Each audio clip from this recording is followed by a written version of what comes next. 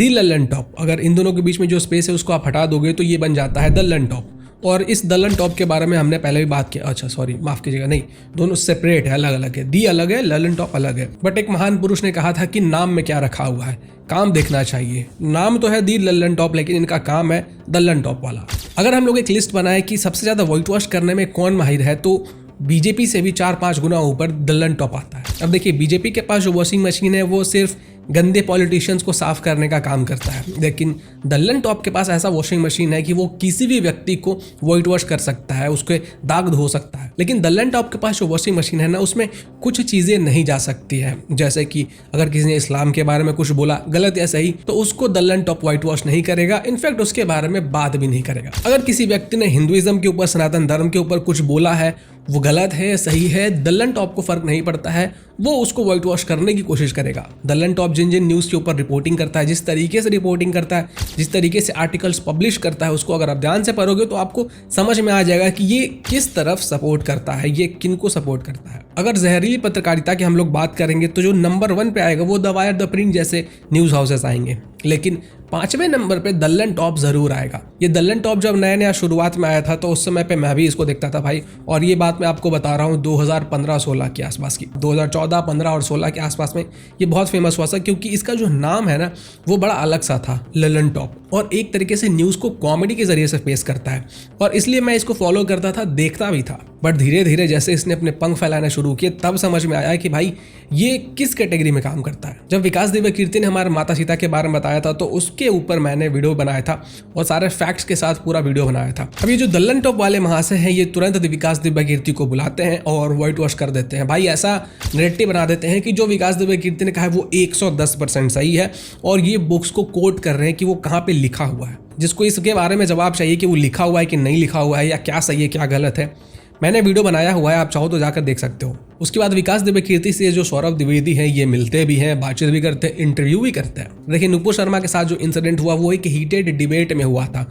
एक तरफ से जो सामने वाला व्यक्ति था वो हमारे धर्म के बारे में बोल रहा था, और दूसरी तरफ से नुपुर शर्मा ने सामने वाले के धर्म के बारे में बोला। ऐसा नहीं था कि नुपुर शर्मा इंटरव्यू दे रही है और उन्होंने कुछ बोल दिया अपने मन से, सामने वाले व्यक्ति ने प्रोवोक किया था, गालियां बकी थी, तब जाकर नुपुर शर्मा ने बोला था। अब देखिए, मैं कोई नहीं होता हूँ नुपुर शर्मा के बारे में बोलने वाला कि जो नुपुर शर्मा ने बोला वो सही था कि गलत था, क्योंकि मेरे पास कोई नॉलेज नहीं है इस्लाम से रिलेटेड, और मैं किसी और के रिलीजन पर टिप्पणी भी नहीं करता हूँ, ना उसके बारे में बात करता हूँ, क्योंकि मुझे जो चीज़ नहीं पता है मैं उसके बारे में बात नहीं करूँगा। मुझे अपने रिलीजन के बारे में पता है, तो अगर कोई मेरे रिलीजन के बारे में बात करता है तब मैं उसके ऊपर फैक्ट दिखाता हूं और उसकी जो रियलिटी है वो लोगों के सामने रखता हूं। अब जिस प्रकार से विकास दिव्य कीर्ति को मौका दिया गया या बाकी लोगों को मौका दिया जाता है, मैं ये मानता हूं कि नुपुर शर्मा को भी एक मौका देना चाहिए था अपना पक्ष रखने के लिए कि भाई उन्होंने ऐसा क्यों बोला, और जो उन्होंने बोला है वो कहाँ से बोला है, उन्होंने किस कॉन्टेक्स्ट में बोला है, और अगर उन्होंने गलती किया है तो वो लोगों से माफ़ी मांगे। लेकिन लल्लन टॉप ने नुपुर शर्मा को ऐसा कोई मौका दिया ही नहीं। जब नुपुर शर्मा का क्लिप्ड वीडियो क्लिप कटुए ने शेयर किया था, उसके बाद उनको बहुत सारे थ्रीट आ रहे थे। सौरभ द्विवेदी ने टोटल 3 क्लेम किए थे, जिसमें से पहला था कि वो एक बीजेपी के इवेंट में नुपुर शर्मा से मिले थे, लेकिन नुपुर शर्मा ने मना कर दिया था। हमसे सवाल पूछा जा रहा है कि जैसे विकास दिव्य कीर्ति को उनसे जुड़े विवाद पर, जो ट्विटर पर ही प्रायोजित ढंग से शुरू किया गया था, अपने हिस्से की सफाई पेश करने का मौका मिला, वैसे नुपुर शर्मा को क्यों नहीं मिला? एक लाइन का जवाब है, जैसे हमने विकास दिव्य कीर्ति को उनका पक्ष जानने के लिए संपर्क किया, वैसे ही नुपुर शर्मा से भी उनका पक्ष जानने के लिए संपर्क किया था। पर एक लाइन के जवाब से कहाँ किसी की भूख मिटेगी, तो विस्तार से बता देता हूं। इस बयान के 3 दिन बाद भारतीय जनता पार्टी के मुख्यालय में एक पत्रकारों का कार्यक्रम था। इस तरह के कार्यक्रम पॉलिटिकल पार्टीज लगातार करती हैं, और यहाँ पर मेरी नुपुर शर्मा से मुलाकात हुई। नुपुर शर्मा चूंकि उस समय लगातार ऑनलाइन ट्रायल चल रहा था उनके खिलाफ, सोशल मीडिया का और धमकियां मिलनी शुरू हो गई थी, इसलिए उन्होंने उस समय बातचीत करने से मना कर दिया। हमने उनसे पूछा कि इस मुद्दे पर आप अपना पक्ष रखना चाहेंगे, उन्होंने कहा कि नहीं, अभी मैं डील कर रही हूँ इन सब से, जो कि फेक है। नुपुर शर्मा ने कहा कि ऐसा कुछ हुआ ही नहीं है। दूसरे क्लेम में सौरभ द्विवेदी कहते हैं कि एक IAS की पार्टी थी और वहाँ पे मैं नुपुर शर्मा से मिला था और वहाँ पे भी उन्होंने मना कर दिया था। इसके कुछ महीनों बाद एक निजी कार्यक्रम में एक वरिष्ठ नौकरशाह, पति पत्नी दोनों IAS, मैं नाम डिस्क्लोज नहीं कर सकता, उनकी और नुपुर की और हमारी भी निजता का सवाल है। उस कार्यक्रम में नुपुर उनकी परिवारजन थी और वो नौकरशाह हमारे मित्र हैं, वरिष्ठ हैं, मित्र जैसा मानते हैं। वहाँ पर मिली और विस्तार से बात हुई कि इस पूरे प्रकरण के बाद उनकी ज़िंदगी में किस तरह की तब्दीलियां आई हैं, कैसे वो इसे फेस कर रही है। अरे पर नुपुर शर्मा का कहना है कि जिस पार्टी की बात सौरभ द्विवेदी कर रहे हैं उस पार्टी में नुपुर शर्मा ने ही सौरभ द्विवेदी को देखा था और वो खुद चौंक गई थी। और फिर जाके उन्होंने जब सौरभ द्विवेदी से बात किया तो सौरभ द्विवेदी ने ऐसे किसी टॉपिक के ऊपर बात ही नहीं किया था। भाई साहब, इतना सफेद झूठ कोई कैसे बोल सकता है?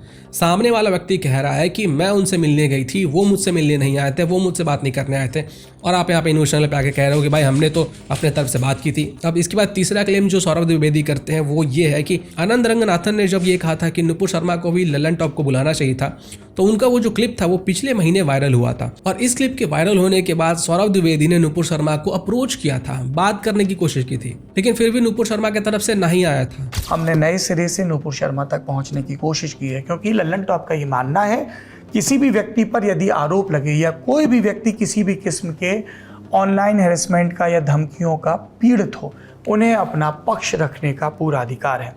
नुपुर शर्मा जब भी इस प्रसंग पर अपना पक्ष रखना चाहेंगी ललन टॉप पर या किसी भी प्लेटफॉर्म पर, हम उनका स्वागत करेंगे, उन्हें वो मंच मुहैया करवाएंगे। जबकि ये बात भी सरासर झूठ है। नुपुर शर्मा ने सीधे बताया कि मेरे पास ऐसा कुछ तो हुआ ही नहीं है, ना मेरे से कोई बात करने आया है। वो तो खुद चाहती थी कि वो अपना पक्ष रखे, उन्होंने क्यों बोला, कहाँ से बोला, किस कॉन्टेक्स्ट में बोला। ये जो ललन टॉप है इनका जो पूरा बेस है ना, ये कहते हैं कि हम फैक्ट चेकिंग का काम करते, मतलब ये लोग अपने आप को as a fact checker represent करते हैं। जब भी कोई न्यूज वायरल होता है सोशल मीडिया पे तो उसका फैक्ट चेक ये लोग करते हैं। लेकिन नुपुर शर्मा के केस में ऐसा कुछ भी नहीं हुआ। आपके पास तो बहुत सारे जर्नलिस्ट है, आपके पास तो बहुत सारे फैक्ट चेकर थे, जो नुपुर शर्मा ने बातें कहीं उसको आप क्रॉस चेक करवा लेते। उन्होंने गलत कहा है कि सही कहा है, कम से कम यही बता देते। बट ललन टॉप ने इसके ऊपर बात ही नहीं की भाई, इसके ऊपर पूरा चुप्पी बना के रखा। अपने आप को फैक्ट चेकर बुलाते हैं, लेकिन फेक न्यूज शेयर करने में इन्होंने महारत हासिल की हुई है। इस स्क्रीनशॉट को देखिए, इसमें जो लिखा हुआ है इस आर्टिकल में उसको पढ़िए, ये किस तरीके से लिखा हुआ है। ये जिस तरीके से लिखा हुआ है इसको पढ़ने के बाद कोई भी व्यक्ति बता सकता है कि जो लिखने वाला व्यक्ति है उसके मन में क्या चल रहा है और उसने क्या सोचकर ये आर्टिकल लिखा है। होली के ऊपर देखिए कि ललन टॉप वालों ने क्या पब्लिश किया था।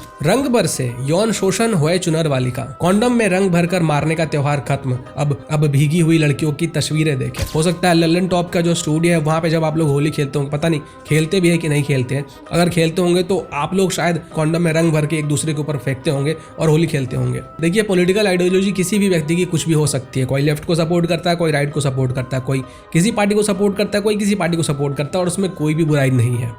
सब अपने अपने हिसाब से अपने पॉलिटिकल पार्टी को सपोर्ट करते हैं। लेकिन प्रॉब्लम तब आ जाती है जब आप एक पॉलिटिकल पार्टी को चुनते हो, आप उनको ट्रोल करते करते सारी हदें पार कर देते हो। दूसरों को भाषा का ज्ञान देने वाले सौरभ द्विवेदी जी देखिए खुद क्या ट्वीट करते हैं, हैशटैग चलाना चाहिए कि नहीं चलाना चाहिए मित्रों, और फोटो में देखिए क्या डाला हुआ है। For those people who are still supporting BJP, please use this, we don't want any more like you in this world. ये है ललन टॉप के फाउंडर सौरभ द्विवेदी, जिन्होंने पत्रकारिता में महारत हासिल की हुई है। वैसे मैं आप लोगों से अनुरोध करूंगा कि 2 शब्द ललन टॉप के बारे में जरूर लिखें।